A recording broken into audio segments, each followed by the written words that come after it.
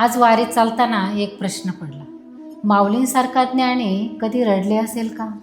पंढरपूर विठ्ठलाचं मंदिर. संत नामदेव महाराज विठ्ठलासमोर उभे होते. त्यांच्या डोळ्यातून अश्रू वाहत होते. माऊलींनी विचारलं, नाम्या का रडतोस? नामदेव महाराज म्हणाले, माऊली, विठ्ठलाचं दर्शन झालं की मन भरून येतं. हे अश्रू दुःखाचं नाही, प्रेमाचं, आनंदाचं आहे. ते ऐकून माऊलींचे डोळे पाणावले. कारण ज्ञानाला भक्ती भेटली आणि भक्तीला ज्ञान. आजही लाखो वारकरी पंढरपूरला पोहोचतात तेव्हा अनेकांच्या डोळ्यात अश्रू येतात. कारण त्या क्षणी चाललेले किलोमीटर आठवत नाही, आठवतो फक्त विठ्ठल.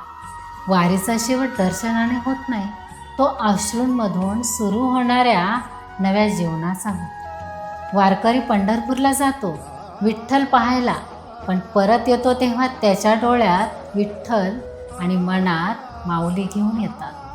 रामकृष्ण हरी.